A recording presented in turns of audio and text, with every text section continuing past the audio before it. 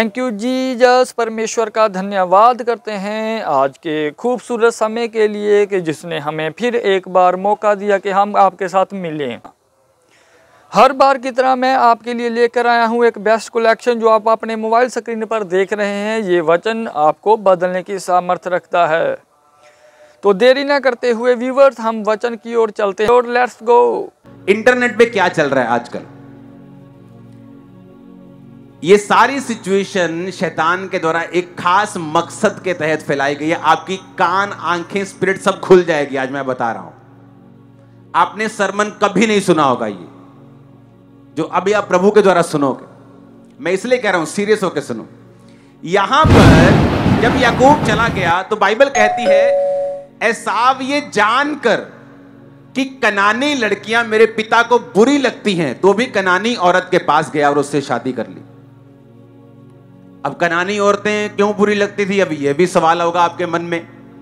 क्योंकि कनान जो था वो नूह के उस वंश से, उस पुत्र से पैदा हुआ था जिसने अपने पिता को नंगा देखा था। याद आ रहा है कि नहीं? इसीलिए परमेश्वर कनान से क्या करता था?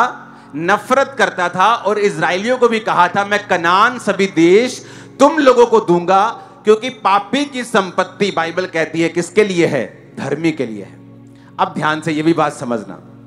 अब उसको मालूम था कनानी जो लड़कियां हैं मेरे पिता को बुरी लगती। क्यों बुरी लगती हैं? उन लड़कियों में क्या कमी है?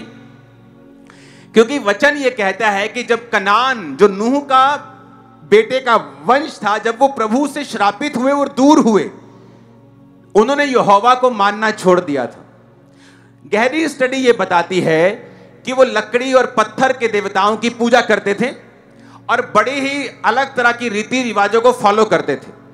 तो इसके कारण हमेशा अब्राहम का वंश ये मानता था कि हमारी शादी जो होनी चाहिए वो कनान की लड़कियों के बीच में नहीं होनी चाहिए। समझ आ गई मेरी बात के नहीं?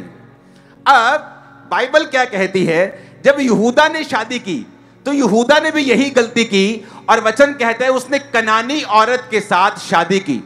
अब जब आप एक ऐसा काम करते हैं जो परमेश्वर के वचन के विरोध में है, तब तो कुछ नहीं होता, एकदम से कोई फर्क नहीं पड़ता। मान लो यहूदा ने कनानी औरत से शादी की, वाह वाह क्या पार्टी चल रही है, आज शादी हो रही है, फंक्शन चल रहा है, अभी पहला बेटा हो गया, बल्ले बल्ले दूसरा बेटा हो गया, तीसरा बेटा, तीन बेटे हो गए, सब फर्स्ट क्लास चल रहा है। अरे कोई फायदा नहीं, वचन में सब ठीक चलता है, सब ऐसे ही है, सब इतना देखो मजेदार काम चल रहा है। पहला बेटा हुआ, दूसरा बेटा, तीसरा बेटा, कितनी सुंदर कनानी लड़की है, सब कुछ अच्छा चल रहा है, बिजनेस अच्छा चल रहा है। लेकिन वचन ये कहता है कि जब आप पाप की दिशा में चल पड़ते हैं, आज नहीं तो कल, नहीं तो 10 साल बाद आपको वो सारा मूल्य अदा करना ही पड़ेगा। जब एक कनानी औरत एक बच्चे को रेज करती है तो आप ये बात समझते हैं कि वो कनानी औरत यहोवा को नहीं जानती, वो वचन को नहीं जानती, वो अन्य जातियों से आई है जो अलग अलग तरह के रीति रिवाजों को करते हैं।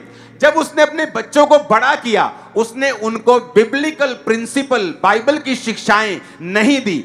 नहीं तो ऐसा क्या हो गया कि वो यहोवा के लेखे दुष्ट था। इसी कारण बाइबल कहती है कि जब तुम शादी करो तो अपने ही लोगों के बीच में करो, ताकि वो कर्स, वो श्राप, वो आत्माएं जो उनकी लाइफ में काम करती हैं वो तुम्हारी लाइफ में ना आए। और परमेश्वर का धन्यवाद करते हैं कि जिसने हमें समा दिया था कि हमने वचन को सुना। तो उम्मीद है कि ये वाली कलेक्शन भी आपको बेस्ट लगी होगी हर बार की तरह। तो मिलते हैं नेक्स्ट वीडियो में नेक्स्ट वचन के साथ, नेक्स्ट कलेक्शन के साथ। तब तक मैं आपको और अपने आप को परमेश्वर की ग्रेस में छोड़ता हूँ। सबको जय मसीह।